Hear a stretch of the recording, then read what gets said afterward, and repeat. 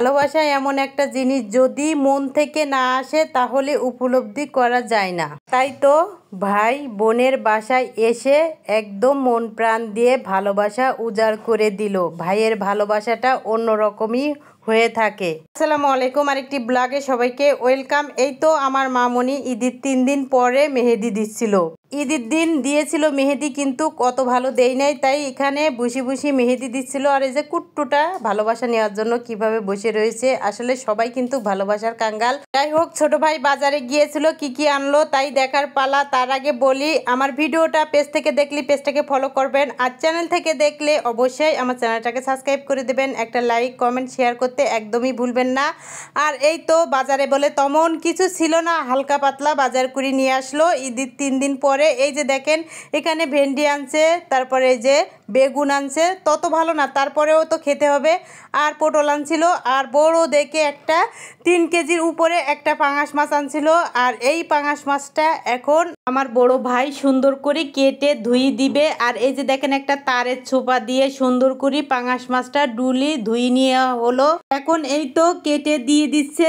আর এত বড় পাঙাশ মাছ আমার পক্ষে কাটা সম্ভব হতো না, বাসায় আমি তো কাটতেই পারতাম না। আর আমার লাইলাডার অবস্থা খালি দেখেন, এখানে মাছ কুটতেছে, সে কিন্তু আজদে পাজদে ঘুরু ঘুরু করতেছে। এই যে যাই হোক, এই যে মাছটা কিন্তু অনেক সুন্দর করে কেটে দিয়েলো।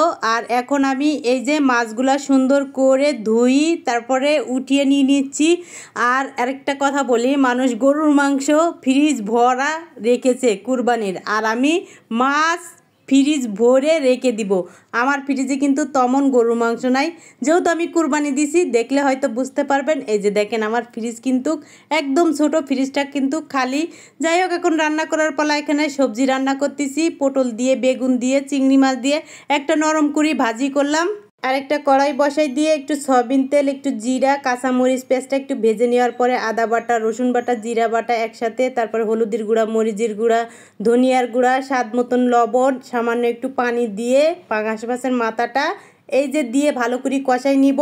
আর বিখ্যাত একটা রান্না করব আমি, এই যে আলুর ঘাটি। তার আগে আমি আলুটা সিদ্ধ করি, এই তো ম্যাশ করে নিয়ে নিলাম। তারপরে এই যে মাছটা কষাই নেওয়ার পরে এখন আমি আলুগুলা দিয়ে দিলাম। আলুগুলা দিয়ে ভালো করে কষাই নিব।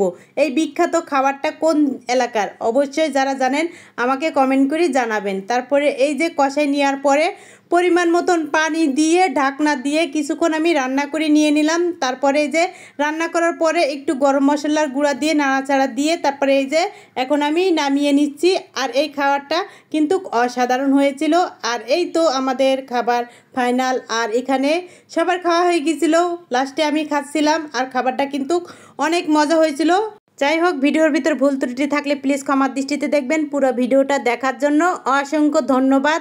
এই যে আমি কত সুন্দর করে খাচ্ছিলাম আর এত মজা হয়েছিল, যা আপনাদের বলে বুঝাইতে পারবো না। আজকের মতন বিদায়, আল্লাহ হাফেজ।